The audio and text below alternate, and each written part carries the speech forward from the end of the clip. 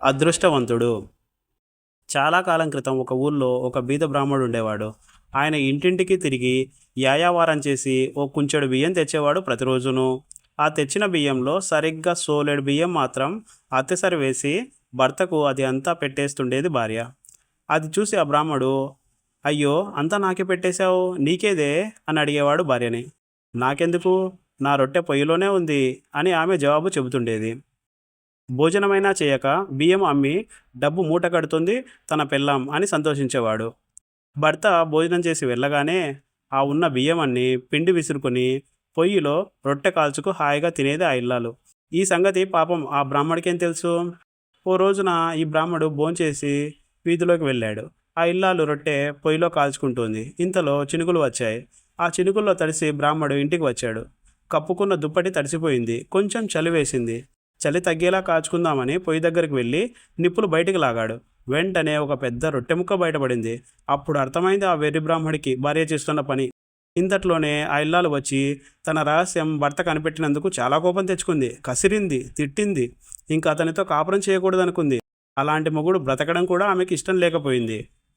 ఇలా ఉండగా ఆ ఊరు రాజుగారి అమ్మాయికి కంఠంలో పెద్ద కురుపు లేచింది. ఎంతోమంది వైద్యులు వస్తున్నారు, వెడుతున్నారు, కానీ కురుపు తగ్గలేదు.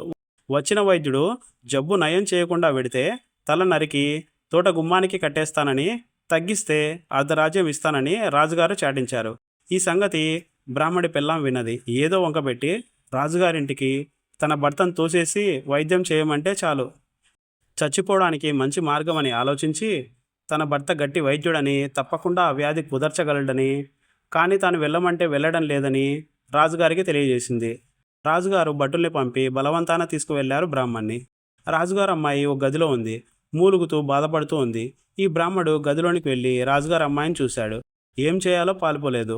ఆ అమ్మాయి పడుకున్న మంచం పక్కగా ఓ కుర్చీ ఉంది. దాంట్లో కూర్చున్నాడు. తనకెలాగా చావు తప్పదని నిశ్చయించుకున్నాడు.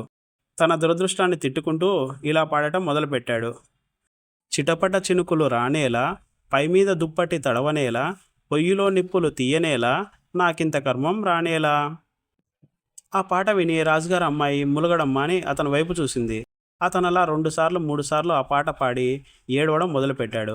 వైద్యం చేయడానికి వచ్చి ఈ పాటలేమిటి, ఈ ఏడుపేమిటి అని అనుకుంటూ ఫక్కున నవ్వింది. అలా నవ్వి ఎన్నాళ్ళయిందో గట్టిగా నవ్వగానే కంఠంలోని కురుపు కాస్త ఒక్క మాటుగా చితికిపోయి ఆ కుళ్ళు పదార్థం అంతా బయటకు వచ్చేసింది. అతి ఆనందంతో అమ్మా, నాన్న అని పిలవడం మొదలుపెట్టింది. ఆ పిలుపు విని రాజుగారు, రాణిగారు పరిగెత్తుకుంటూ వచ్చారు. కూతుర్ని చూసి ఆశ్చర్యపోయారు.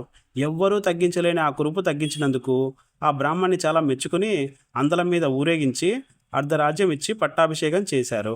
బ్రాహ్మడి పెళ్ళాం రాణి అయింది. సిగ్గు తెచ్చుకుంది. భర్తను చాలా గౌరవంగా చూసేది. ఇంతకీ రాజ్యం రావడానికి రొట్టె కారణమని ఆవిడ, పాట కారణమని ఆయన అప్పుడప్పుడు వాదించుకుంటూ హాయిగా రాజ్యం చేస్తున్నారు.